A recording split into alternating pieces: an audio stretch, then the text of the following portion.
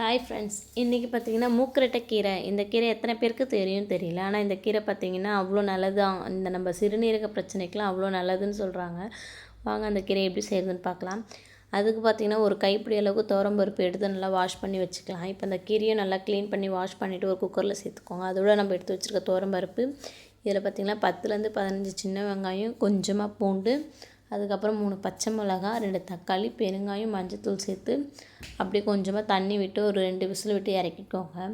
கீரை இந்த அளவுக்கு நல்லா வெந்து வந்திருக்கும். இதை அப்படியே மத்து வச்சு கடையிறவங்களும் கடைஞ்சிக்கலாம். இது வந்து கொஞ்சம் ஒரு மாதிரியாக கீரை அப்படி தெரியுன்றதுனால நான் மிக்சர் ஜாரில் போட்டு ஒரு ஓட்டி எடுத்திருக்கேன். இதில் உப்பு சேர்த்துக்கோங்க. அதுக்கப்புறம் கொஞ்சமாக ஒரு நெல்லிக்காய் சைஸ் புளி எடுத்து கரைச்சி அதையும் ஊற்றிருக்கேன். இப்போ கீரையை அடுப்பில் வச்சுட்டு இந்தளவு லைட்டாக நுரை பொங்கி வர அளவுக்கு மட்டும் வச்சா போதும். ரொம்ப சூடு பண்ணக்கூடாது. இதை அப்படியே இறக்கி வச்சுட்டு இதுக்கு ஒரு தாளிப்பு மட்டும் நம்ம கொடுத்துக்கலாம். இதில் பார்த்திங்கன்னா எண்ணெய் ஊற்றி கடுகு, உளுந்து, காஞ்ச மிளகா, பூண்டு போட்டுக்கோங்க. அதுக்கப்புறமேட்டு கொஞ்சமாக ஒரு சின்ன வெங்காயம் மட்டும் கொஞ்சம் அரிஞ்சு சேர்த்துக்கலாம். இப்போ நான் பார்த்திங்கன்னா வடகம் சேர்க்குறது வழக்கம். ஸோ அதனால் வடகமும் சேர்த்து நல்லா ப்ரௌனிஷாக ஓரளவுக்கு நல்லா வதக்கி இந்த அளவுக்கு வதக்கி நம்ம கீரையில் சேர்த்துக்கோங்க.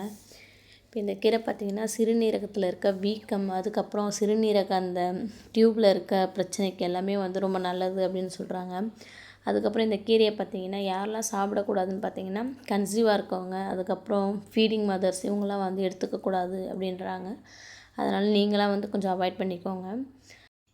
இதில் பார்த்திங்கன்னா இந்த கீரை அவ்வளோ நல்லதுன்னு சொல்கிறாங்க சிறுநீரக பிரச்சனைக்கு. கண்டிப்பாக வாங்கி ட்ரை பண்ணி பாருங்கள். இந்த வீடியோ உங்களுக்கு பிடிச்சிருந்தா நம்ம சேனலை ஃபாலோ பண்ணிக்கோங்க. தேங்க்யூ.